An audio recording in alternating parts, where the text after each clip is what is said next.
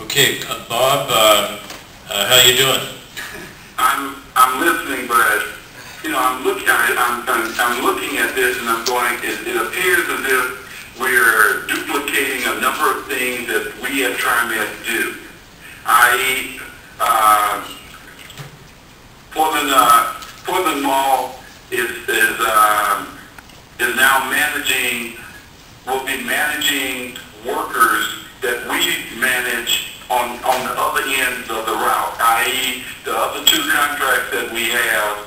We don't have someone else out there subcontracting that so that these people can do it. We contract with those people and they get the job done.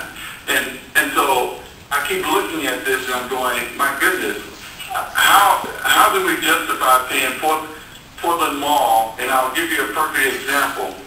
If someone asks this question for me, how many miles of track or stations are they working on?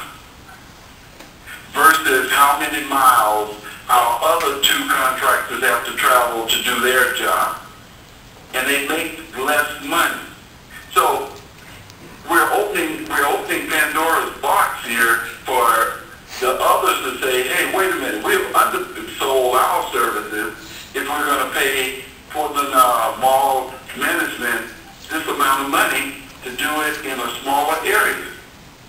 And I know downtown is important to the businesses down there, and maybe then the mayor and to me, because when I go down there, I enjoy seeing a clean place. But when I go into communities, I enjoy seeing cleanliness as well. And I think I don't remember us having as many problems in downtown Portland as we do in some of the outlying areas regarding security. So to put this money into downtown Portland for security when the police station is right there, the county is right there, doesn't make sense to me. And that's all I have to say on that. Okay, right, I'll get you in a second. Neil, can you respond to that? Well, I think the first thing I would respond to is the comparisons that Board Member Williams is making about sort of the cost of the cleaning contracts outside of downtown. I think there's apples and oranges there. Recall this contract covers a whole lot more services than cleaning. And indeed, a major part of the expenditures actually into, as we call, what an accountant called the sinking fund, or the trust funds, that allow the money to accumulate over time. So, for example, in 10 years, the pavement, which you might remember, the pavement before the mall rehabilitation was in terrible shape, and it sort of felt like you were on a logging road on Mount Hood while you're driving down the middle of 45th, is that, or 56, is that that money will be there when it's needed then to do the paving that would be required to keep the mall in tip-top shape. Similarly for the brick intersections that require a certain level of maintenance. And so there's a lot of physical infrastructure protection that is built into this as well as the cleaning, as well as the security. And I would just note that I think that we have had security issues on the mall historically. We had really, frankly, very serious issues, particularly in the Old Town area, before the mall was, before we moved from construction and moved back. And it continues to be an issue for us, and as we put more service in the area, we want to make sure that it stays safe. So I do think it's a little different.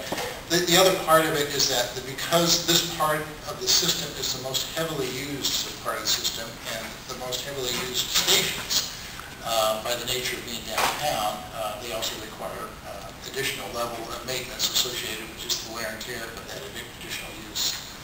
I hope that is somewhat responsive anyway. Okay, Lynn? Yeah, thank you, Mr. Chairman. Yeah, I share some of Bob's comments, but a couple of questions, because I heard you say, as a non-profit, you subcontract to other contractors, so they're not non-profit contractors. Is that what you're saying to me? You subcontract out some of the services? My understanding is that the Clean and Safe through Portland Business Alliance, I believe that is nonprofit. I'm not certain of that. With whom they're contracting will generally be for-profit businesses to do the cleaning or other things. Yeah, and that's what I heard. That's what I'm saying. That's the way I read it. they're contracting out to a contractor that works for profit, right?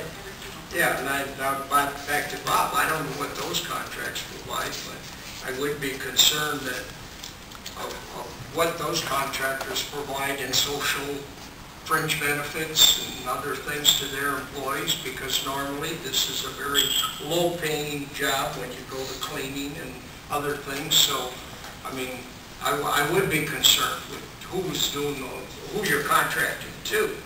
And the other point is, Bob makes very clearly that we do a lot of this work within our own selves. I think the money issue was cleared up. Yeah, that, you know, I see it, and I think you meant well in when this was all put together. But, and I've spoken on security before, Mr. Chairman, I prefer the security to be done by TriMet, always.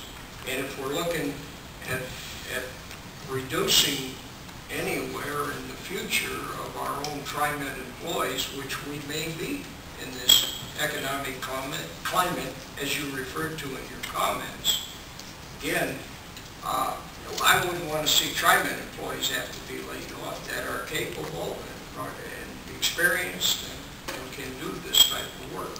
And lastly, you said 18 full-time employees. Does that include the security and the subcontracting? See, that's a little confusing. The 18 full-time that are referenced in the staff report are for maintenance and cleaning only. The security would be in addition to that. Okay. Yeah. Thank you. That's all. Okay, George? Yeah, I don't want to belabor this thing, but you confused me a little bit on this chart about the dollars on page 3 of the report. And then referring back to that paragraph where the first sentence says the total amount paid by TriMet to PMMI over the 5-year term of the long-term agreement will not exceed $8.25 million. And then if you look down in the chart, you see TriMet is paying $4.046 million, and that's the 5-year payment to PMMI. And then there's another $4.2 million that's for the total 5-year contribution to the mall and transit loop. But then it talks up above about the city paying roughly half of that, $8.25 million. So I don't see how that's reflected. Thank you. Let me clarify the reading of that table there. Okay. The $8.25 million simply is the sum of the City of Portland's 5-year payment to PMMI, which is going to pass through TriMet. Portland's going to send those funds to TriMet. TriMet's contract with PMMI is $8.2 million. Okay, but so the city funding... 191 and then plus the other. That's correct. However, note that the 5-year contribution on the right-hand side, that includes those numbers that are in the middle of that table. So TriMet's 5-year contribution of $4.2 million, notice it's only about 160,000 more. That is the sums over the 5 years that TriMet will contribute toward the so-called sinking fund for capital maintenance account. Whereas on the city side, the city will be contributing substantially more to its portion of the capital maintenance account.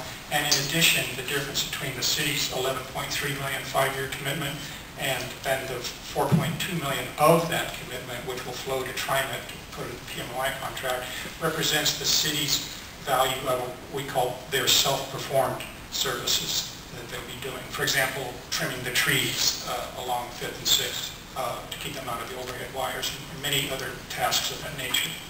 Still not clear. I'm going to let it go. I'm going to assume that what you say is true, but I know when you look at that, it isn't mathematically. And then PMMI will have separate contracts with Portland State University and Portland Business Alliance, as indicated here. Yeah, what we probably really should have put is that the 825 number is the total that will flow through TriMet rather than the amount that we're paying. And that is, I agree with you, that's confusing.